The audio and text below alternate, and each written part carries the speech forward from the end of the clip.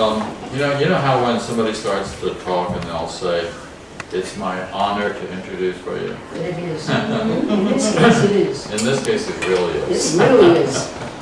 I'm not making that up because I've thoroughly enjoyed my acquaintance and association with Emily here.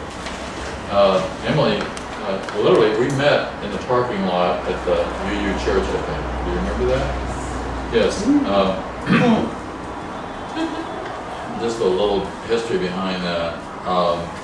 Back in 2008, there's a Unitarian Universalist church near where I live up in Middletown, New York, and I had gone to give a talk there. And afterwards they came up to me and they said, "We know you live nearby and we don't have a minister and we can't afford a minister, but is there any chance that you could show up here maybe once a month and do a little presentation for us?" And so I said, well, I could, and I did that for 5 years.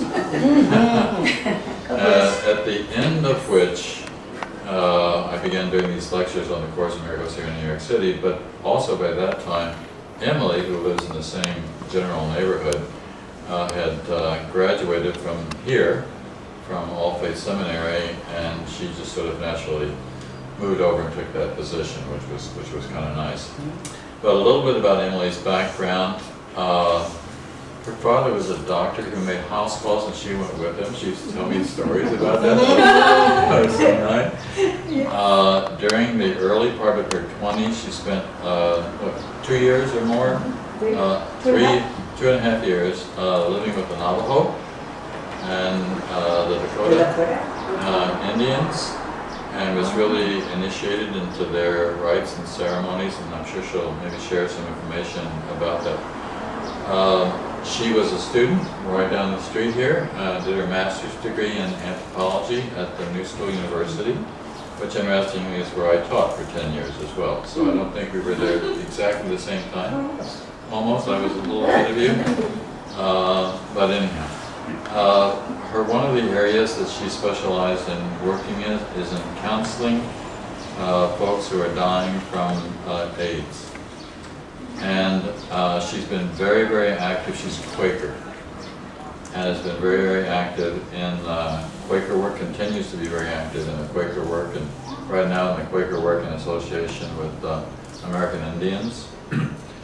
And so I think that's a good starter, and then just she's going to present for us for the next hour. Well, let's see how we do. Well, you know, it is really a treat to see you all here. To see you and also know a little bit about how you are right now. Having been where you are, it was a daunting week, the week before the retreat. And when I was talking to Kathleen about what we might do this morning, we talked about that song that you're going to sing, Are You Ready? So I'm going to ask us to change our format a little bit. As John said, I am Quaker, but Quakers believe is that there is no intermediate between you and the divine. So Quakers do not recognize ordination, which was sort of a surprise when they told me I was going to be ordained, and I said, no, I can't do that. And the rabbi said, you're not. We're ordaining you. Just be quiet and walk through the line.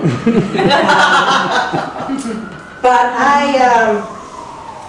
Quakers believe that there is that spirit, that light, that of God in each one of us, and that it is making connection with that is what it's all about. Nothing more, nothing less. Or as somebody said, the rest is commentary. I want to ask us to go into a little moment of silence. Out of the silence, I would like to invite you to just hold that idea of that question, are you ready, in your hearts. I would like you to come up and light a candle and just put it on the table. Return quietly to your seat. And because there are a number of us, let's do that without too much time between people, but let's not make a line. Center candle lit. Center candle lit. Yes. I would ask you to keep the candles in the same formation that they are. I would like you to look at what is on the table. Don't belabor it, just take it in. Go back to your seat, and then out of the silence, I will come up and share with you some thoughts. And then we will go back into silence for a little bit. I had hoped that we would come out of that silence by singing the song, Are You Ready? But we don't have the words. Oh, we Oh, can, we we can can do Oh, do we all know that. it? Yeah. So out of the silence, okay, John will lead us out of the silence. Are you ready? And then we just open up for a few questions and break. So that's what we're going to try to do in an hour and 15 minutes.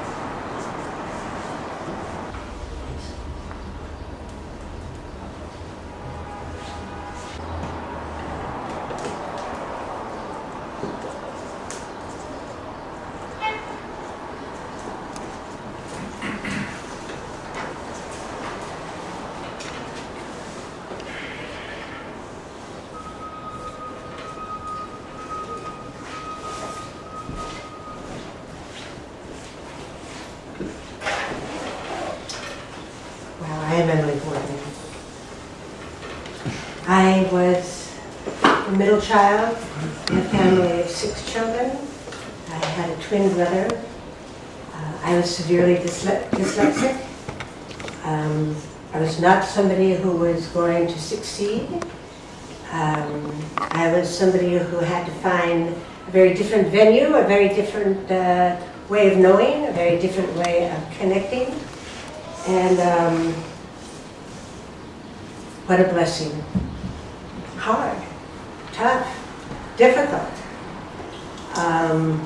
Flunked out of school again and again. Lots of failure.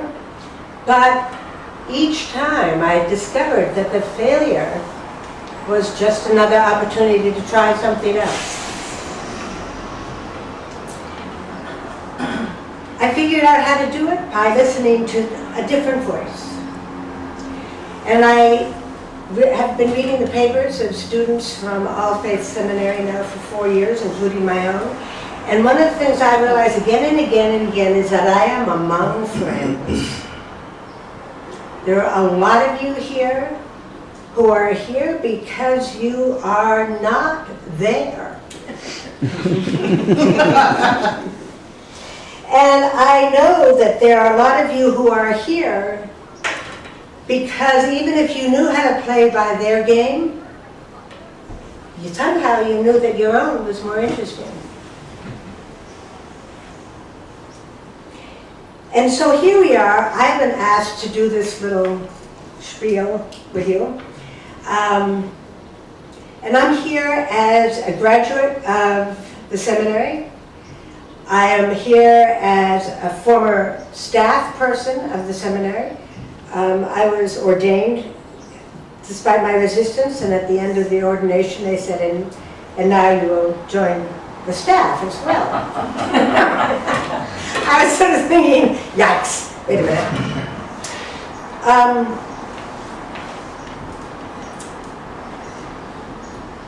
But the reason that I think for me the seminary was such a wonderful experience was there was a way in which it gave me permission to ask myself, are you ready?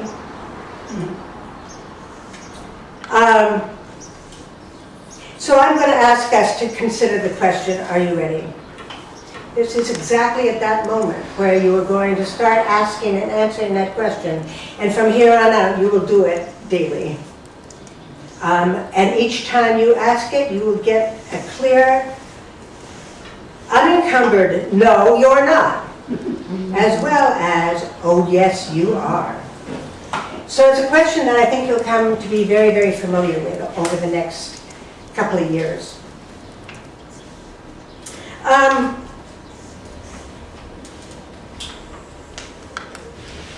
Are you ready? I remember the first time that Rabbi Paris told us about that song, and it really gave me a little bit of palpitations. And I guess you all know that song. And I don't know if any of you have this experience that I had, and I have each time I hear it. But when we were all singing that song at my ordination, I discovered that not only was every single person who was being ordained crying, but also most of the people who had come to see our ordination. And one friend who was there who came for the ordination, he said to me, my heart was so full. And I feel that here is that moment where you will know how ready you are by how full your heart is. Now I know, are you ready? Come on, we're going. Are you ready? Let's go. I know that the teacher said, Emily, pick up the pencil. You are ready to take this test now. Pick up the pencil and do it. I remember parents, coaches, some of you remember sergeants, some of you remember your doctors saying, are you ready for this surgical process? I know that you remember for those who had a baby, ready or not it. Here they come. Are you ready? Think about are you ready? Think about are you ready as a child? I was just with my grandson just yesterday, and his father, Luke's father came downstairs and said, Luke, are you ready? And Luke said, what if I say no? Are you ready? We are, that question is pounded into us from the beginning on. when I started to consider that question in my own mind, 3 moments came to me. One was when Moose Heiliger, now you don't know who Moose Heiliger was, but Moose Heiliger was my big brother's best friend. And I had long hair that had never been cut. And Moose Heiliger said, "You want to go to the soccer?" I'm dating myself, I know. I didn't want to say that. Can you tell us what that means? Oh, yes. You laugh. It was way back in the early 60s, I guess. That's when you go a soccer. It was a freshman hop. And he was the old guy, and he said, I would take you to the soccer if you cut your hair. Oh. And I remember my mother saying to me, when she took the scissors, and she had both both braids hanging down, and I remember her voice shaking when she said, "Are you ready? Are you ready to cut your hair? Because Moose Heiliger wants you to look the right way to go to the freshman soccer."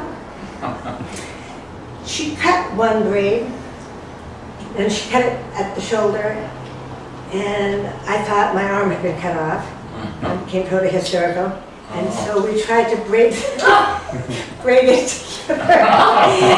And I wasn't ready.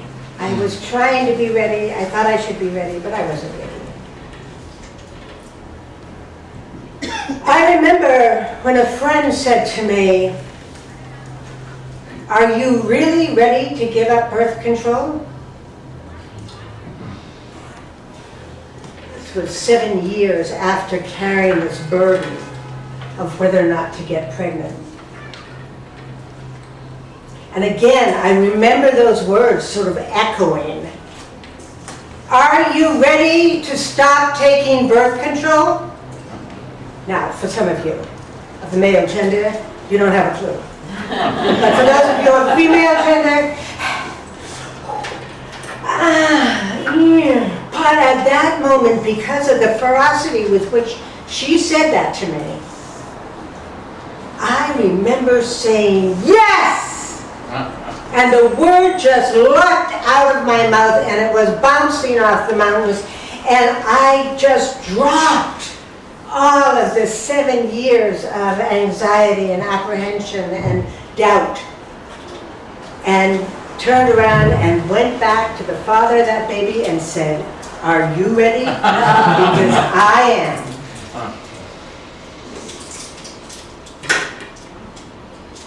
And then there was my retiring. And I had met John once and wrote my name and my email address on some piece of paper. The day I turned in my letter of resignation, I came home and cried a moment of despair and anxiety and panic. And you know the way you do that thing, you go to the internet to try to sort of steady yourself and pretend you don't have any of these issues that you're thinking about or questions that you're trying to answer. Well, what came up?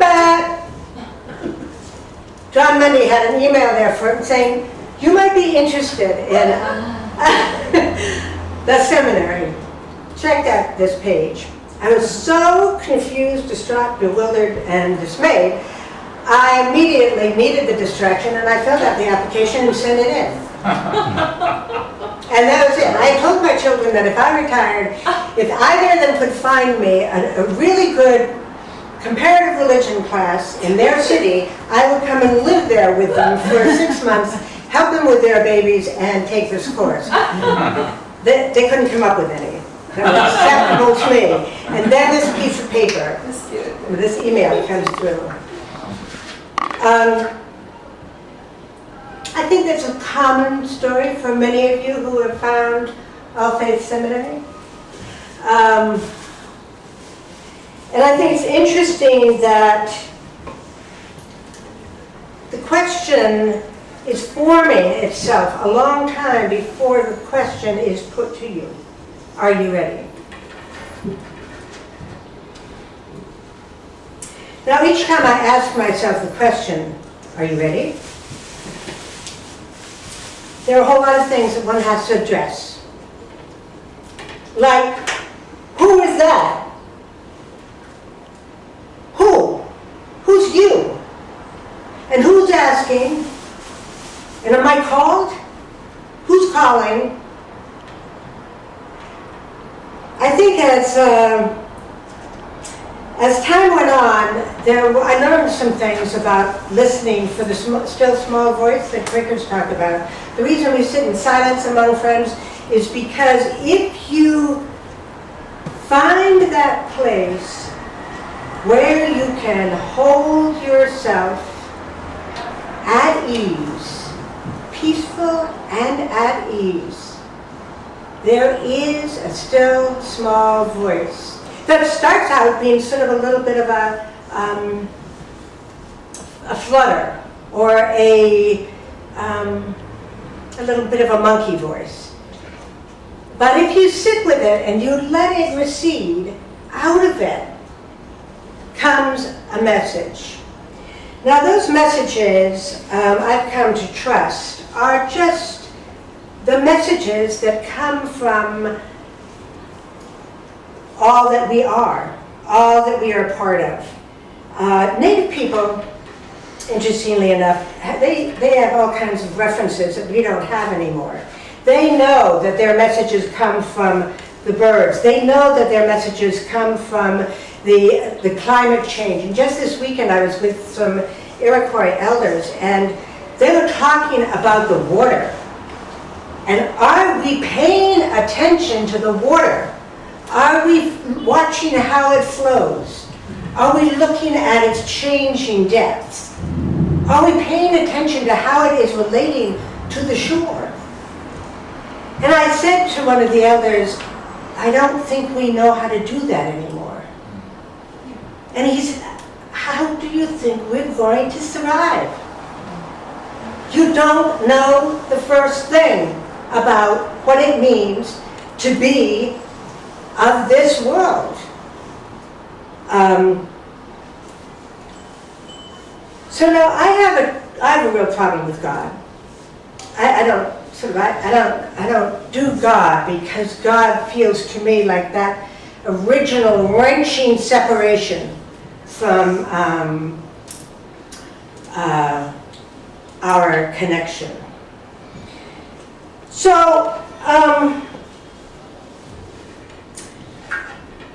I said to John on the way down here today that I've been really struggling. One of the things that UU was really interesting in, they said to me, you know, you can be the minister. Also, John was wrong about that, the way that happened. John told me that he would like me to do a sermon at UU, and I thought it was an assignment for the seminary. So I dutifully went to do the sermon at the seminary for the seminary assignment. And then I started asking him why other people weren't doing the sermon in the churches. And he said, why? Why? And I said, isn't that an assignment? And he said, no. But he did get me hooked, or they hooked me and asked me to come back again. And one of the things that one of the men said to, one of the elders in that congregation said to me is, you're all right. This is a UU church. Mm-hmm. You're all right. And I said, why is that? How is it that I'm all right? And he said, you know that God is a verb.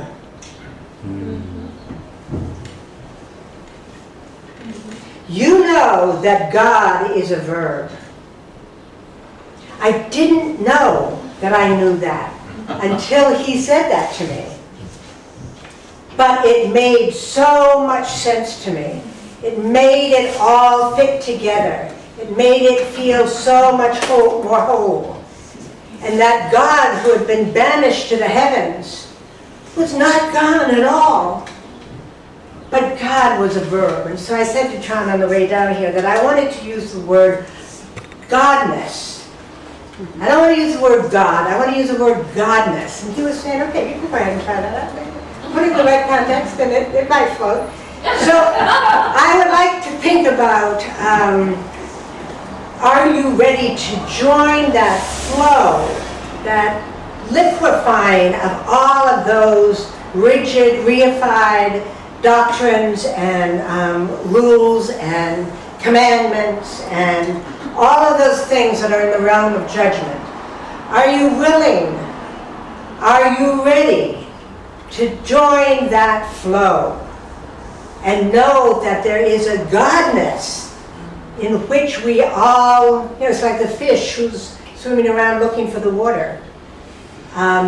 We are all, and everything is already doing what it has to do. And the question is, are you ready to join it? Just to join it. Now, some of you have gone through this process already. Some of you already know what this week is like. Some of you are just thinking about taking this program, and I don't want to really undermine that. But I would like to just say to you that the question of ready, are you ready? What does it mean to be ready? Really? Consider to be. I am, we are. That's a big concept. Hold on to it. Where are you in that? But ready. Ready, what does ready mean? Well, we might say you could be prepared. Well, I've been through this program, and good grief, prepared is not the word. You are not prepared. You've been given an hors d'oeuvre at a banquet. You're told, okay, you got the hors d'oeuvre, we're now moving on to the next one. Okay, no, now we're going to leave European food. We're not going into the East. Take one bite of that hors d'oeuvre, now we're going in. I mean, this program is like, I mean, there is no real way of immersing yourself in this. It is like bam, bam, bam, bam. He gets it. And then I, who was an anthropology major, and when I was also being a mentor, I would say to my students, I don't believe you've done the field work. I want you to go to the place of worship. I want you to talk to somebody who has come to it from outside it. I want you to talk to somebody who has left it. I want you to talk to somebody who has claimed to know it. I want you to look at the music. I want you to think of the sounds. I want you to think of the smells of that environment. And these poor people, they just like looking at me like, Emily, are you out of your mind? We got to move on. I got to do Zen and Confucius. And then I have to do a wedding, and then I have to do a funeral, and I haven't read my extra books. And I mean, it is prepared. No, you've just been shown the table of contents. So, well, maybe you could say you had been schooled. Well, this is not a conventional school. Not in any way, shape, or form. And then it's interesting because I'll get people who come into the program and start writing papers, and they're trying to make these real academic papers. And they now realize that the academic paper doesn't really quite work. And then they go into this complete personal crisis, and they can't even figure out how to write an academic paper anymore. And so now they're trying to just make it very, very superficial, but then there's an emotional crisis happening in their spiritual existence that they didn't even know existed, and it all starts bubbling out in the papers. It's very wonderful. It's just wonderful. Are you learning? Well, yes. You have learned how much you don't know. Just with your dance this morning, I just was so... I say I know a lot about Native Americans, but every once in a while I'm invited to do something with that group of people, and I realize how superficial one's understanding of another cultural's faith tradition can be. And yet doing just those simple dances, the yearning inside me of wanting to be able to do that and to live in a world where that is happening and to be in a community that understands the power of that communal dance, that communal giveaway, that communal sacrifice, that communal drumming, that communal, there is such a powerful yearning in us. And so we can't keep this superficial. This is not a superficial process. You are feeling it. Somebody said to me earlier this morning how much they were feeling all the stuff that's going on underneath here. So, are you trained to be a minister? You ready to be ordained? Forget it. This has taught you nothing about being a minister. No, I'm sorry, John, but it's true. I mean, I was raised as a Quaker, so I didn't go to churches. But then all of a sudden I was in front of you, and they were calling me the minister. I told them, no, you can call me a storyteller on a sacred journey, but you can't call me a minister because I don't know how to do that, and I can't do that. And they said, you call yourself whatever you want. Just do it here, and you'll wing it. You have to travel that. You have to travel it. Anybody who walks in and thinks that they can be a minister better step away from that project. Because the only thing that can bring you into that place is an ego. Because once you know what it means, now I've been teaching for many, many years, but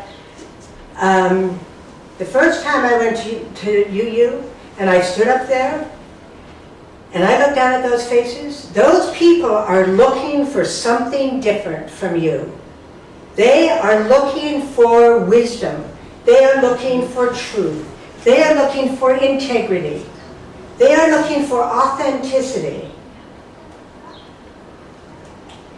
And you better check in with that.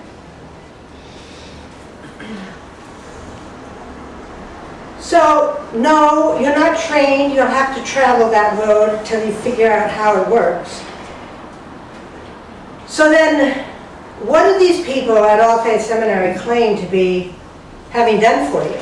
They just sort of muddy the water. Or maybe not. Maybe not. Maybe what this seminary dares to offer you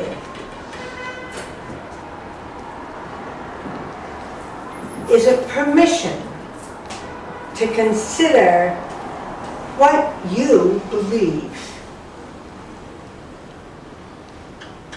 Deepak Chopra said that you do not get what you wish for in life. You become what you believe. And the seminary does give you that opportunity to take one solid year to really try to look at what you believe. Really, what do you believe? All you are is what you believe. All you have to share is what you believe. Now, there are a lot of us who have been standing in front of a door. There are some of the students whose papers I've been reading have almost said as much. They've been spending their whole lives in this place where they wanted to become a chaplain. They wanted to become a minister. They wanted to become a spiritual guide. And they've been standing in front of that door for all these years. And finally, there was an opening, and a funky organization called All Faith Seminary with some incredible story of some rabbi and a swami, and a Methodist minister, who thought, yeah, let's invite people to know what they believe. And let's try to throw off some of the garb that has been overlaid and find out what we share. And I must say that the seminary encouraged me. There were a bunch of funky people here who said, yeah, I know that door. And I said, yeah, but I know the door so well. I know exactly where the carvings are. I know how the knife was used. I know. And then somebody else is basically saying, yeah, me too. But my door has this in it, and your door has that in it. And we'd all studied the door for a long, long time. And then there was a guy named Sal, who was our president in our class. And he said, I can't go on living my life. I can't go on living my life without knowing what I believe. And that was at the retreat, and we were sitting up on the balcony, up on the back of one of the little buildings. And it was sort of like, what do you mean you can't go on living without knowing what you believe? That means that if you don't know what you believe, you are in a place where you should take your own life. And he said, I need to know what I believe. Now the Lakota would say that suicide appears to be very rampant among the Lakota. And the Lakota will tell you, no, it is not that they died by accident. It's broken wrists, earaches, colds, people died. Why did they die? No, because they died because they recognized that they hadn't chosen to live. And their life was not worth living without that choice, that owning what it was that they believed. So for me, I would say that the seminary dared to offer me an opportunity with a group of people to seriously consider what it is that I believe. They offer no more and no less. From there on, it's really up to us to do with it what we will. They opened the door, and they asked us if we wanted to walk out into those green pastures. We could. And then they believed that we could do it.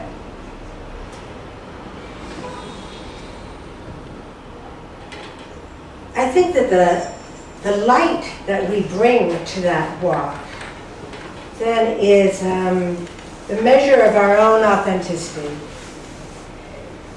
our own integrity, and our own self-respect.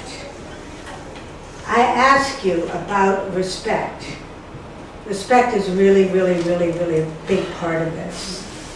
The Dalai Lama, I was at a talk with the Dalai Lama this fall, and one of the things he did at the end of his talk, all of a sudden the smile went, and he looked out at us all, and he said, without religion, without respect, your religion means nothing. Without respect, your education means nothing. Without respect, your politics means nothing. Without respect, your economic system that cannot exist. I ask you to all leave behind all of the trappings and come back to respect and see if you can find in that respect a way to move forward.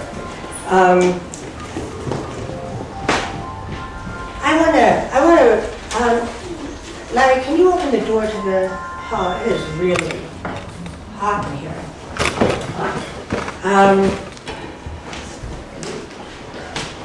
I want to suggest that that one. Yeah. Can you just leave it over? Yeah, because then it can move through.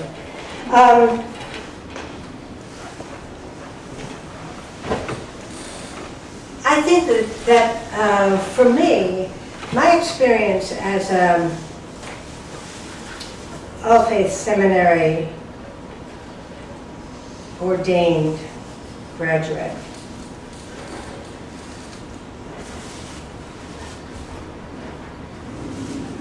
has given me a way of understanding a lot of pieces. And I want to just mention a couple of those pieces because they're questions that I think we all need to struggle with if we're going to deal with a congregation, if we're going to deal with people in crisis, if we're going to deal with people in transition.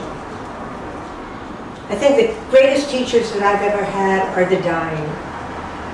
I would say to you that my experience of working with people with AIDS and then later HIV, they taught me so much about what the world is like when you strip it down of all of the fluff. I would say that the loss of a child is something that you need to explore a little bit in yourself. And it may not be literal loss of a child. It may be a miscarriage, it may be an abortion, it may be a child who is walked out of the family. Those experiences bring you very quickly up against what it means to work and be with those whose heart are broken. And in this work, just having that name next to, just having ordination next to your name, means that your heart is open to those people. That your heart will feel for them. And if your intellect is calling the shots, you're going to miss the voice of the heart. And I talked to a minister just recently who has just left the congregation, and he said, my heart opened, and it was more than I could stand.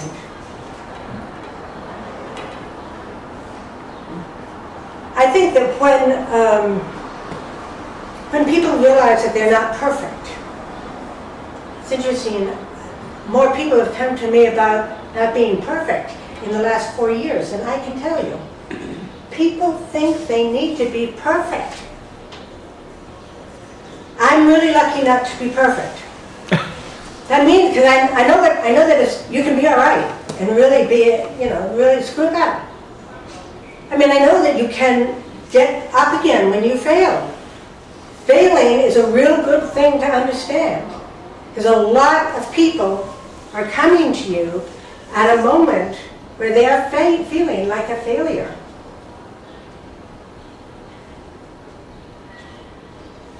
I think that learning how to stand by is really, really crucial. Standing by. There is no fixing things as a minister, as a pastor. There's no fixing it. You're getting a divorce. You've been diagnosed with stage 4 cancer. You're taking care of a dying child. There is no fixing it. There are no quick and easy answers. Standing by means that you have figured out a safe and steady place in yourself that you can be, and count on others being able to find that safe and steady when they're with you. There are no solutions. I would also say that one of the things that was so wonderful about this seminary project was that I met so many extraordinary people, Swamis and Maharaja and Sudan. I mean, I met so many people because I decided that John had given me permission to go and talk to everybody out there. You got that little card that says you're a student in the seminary. I took him really literally. And I would just go places and put it out there and say, I have permission to talk to you because I'm a student at this seminary. And it was great. It was great. It's not as easy when you get the card that says you are ordained. But as a student, you're still asking questions. I carry the student card. I use the student card more than I use the pastor card. Because I still need to ask the questions, and that's where the conversation is. But I would encourage you to talk to everybody. Everybody. I got on a train to come from San Francisco to Denver. And this man, I was sitting by myself on the train. I thought 31 hours, I'm going to sit here by myself. And I said to the conductor, is anybody else going to sit here? And he said, well, you'll be lucky if they don't. And I thought, what a drag. Where is he coming from? Anyway, this guy came up, got on the train. He looked around. He looked at me. I sort of smiled. He walked down, came back up, put his suitcase down, dropped into the seat next to mine. That man, he said to me, I have been homeless for 17 years. And this is the first time I've rode in a train as a passenger. And I'm going to Milwaukee to see my father, who has asked me to come home to say goodbye to him before he dies. And that man and I talked for 31 hours. And he told me, at one point, he actually said this to me. He said, I'm going to sit here. And I said, okay, that's good. And he said, what are you? Some kind of a minister, or some kind of a priestess or something? And I sort of looked, what? And then I said, why'd you say that? And he said, because that's what I mean. So I thought to myself, I will say not a word, but dear God, I am here to deliver or get tossed off this train. And it was great. It was really a wonderful encounter. I mean everybody. I mean that when you're walking down the hall in a hospital and you think you're going to room 217, but somebody calls you in 213, you stop in 213 and you go into 213 and somebody says to you, could you just sit with me a minute? I am so glad I stopped in 213. I stopped and that person died while I was sitting there. I say to you, when you are called, wake up. It is time to wake up and be as present as you can be. Because the world is full of people who are such a wonder and such a gift for you to know. There is such an amazing thing happening out there. Now I know, I'm completely aware, painfully aware of the fact that we're all going over the edge. I know that.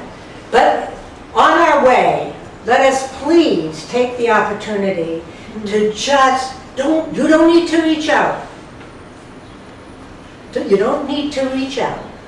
You don't have to drag somebody along with you. Just go out and say to the world, John, the rabbi, Kathleen, Shanti, they all say that I'm ready. And if I am ready, I will be used. I will be well used. And I will reap so much in return.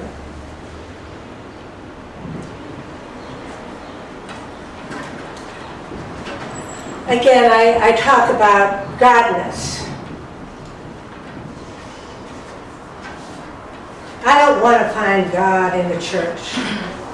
And I don't want to find God in the ashram, and I don't want to find God in the synagogue or the temple. It's too late for that kind of God. We're done. That's over. That God is dead. The God of All Faith Seminary is carried within. And offering that light, offering that love, offering that knowing that you are alive, and that is a gift that you have and that you can share. That's where the richness of this all is. That's where the phenomenal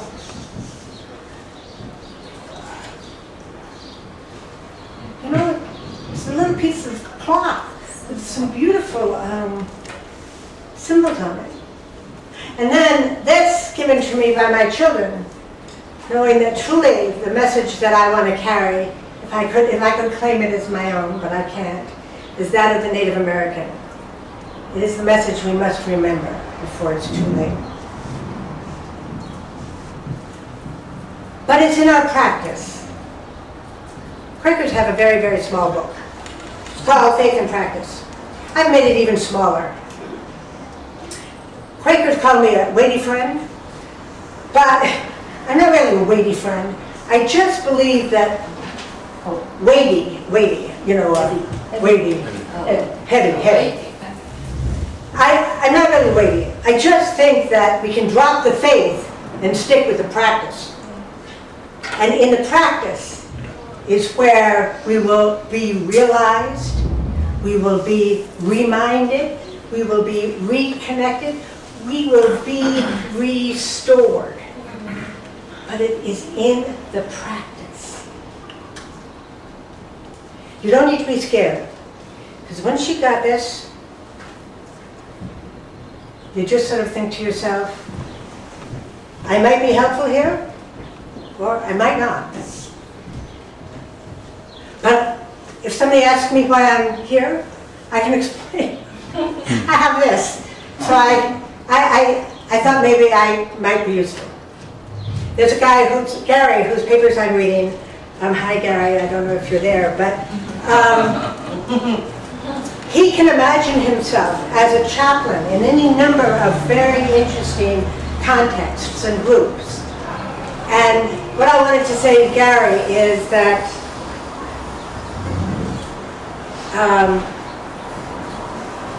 it doesn't really matter where you are.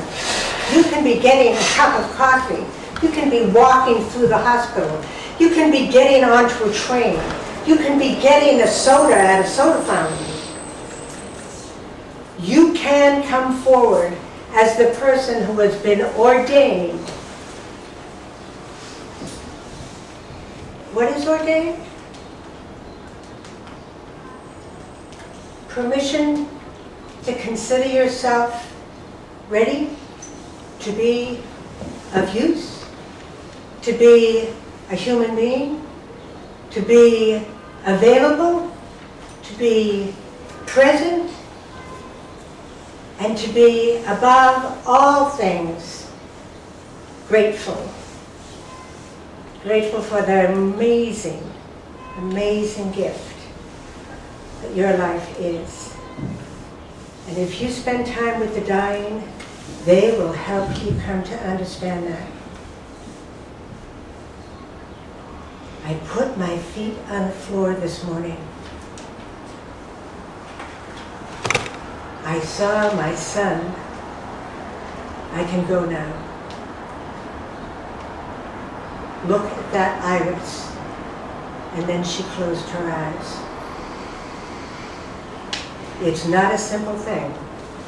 It's not a small thing. It's huge, huge. And we're a part of it.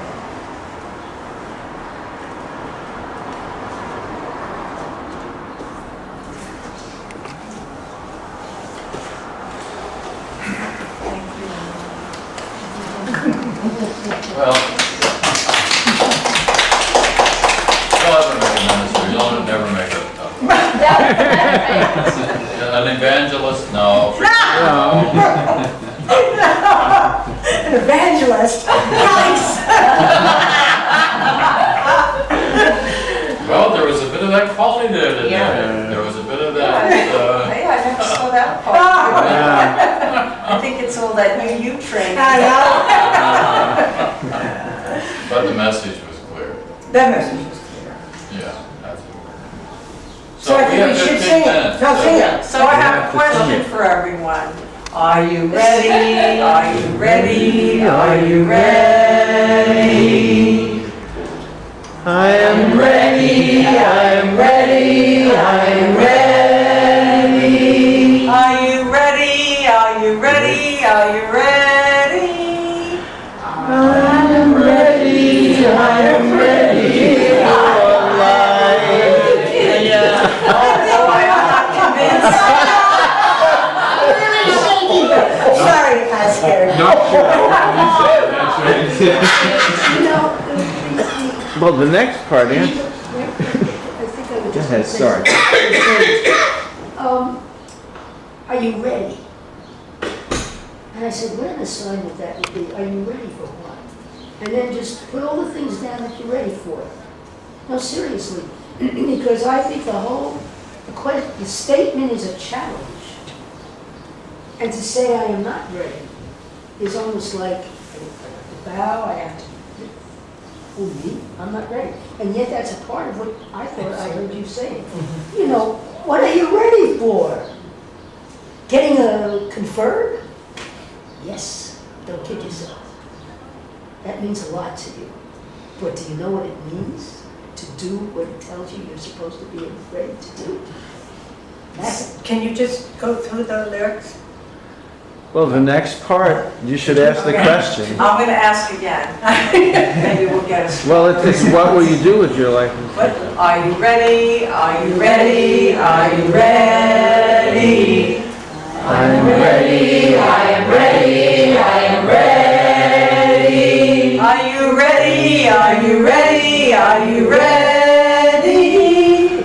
I am ready, I am ready for life. And what will you do with your life? To do the good and the beautiful.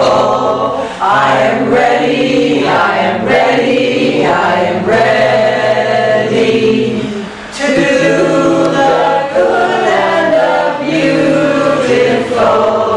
I am ready, I am ready, I am ready. La la la la la la la la la la la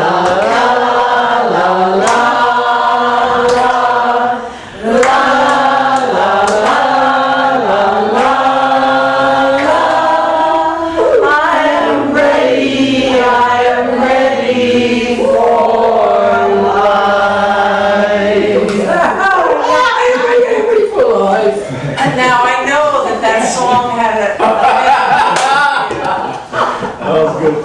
You like that, do you? That's the way I'm hearing it. I mean, you go down, how can you say, I'm ready, I'm ready, I'm ready? I mean, listen to yourself. Yeah, you see, the visitors here who are saying, are you ready to see it differently? Shanti, sing it the way you hear it. Well, I just did. In a sense, I said, are you ready? Are you ready? Are you ready? Yes, I am ready. Are you ready? I am ready. I mean, you know, if you're ready, if everyone sang it the way they experience being ready for, you'll be saying a mouthful, believe me. You know, you say it your way. I'll say it mine, but let's all say it the way we feel it.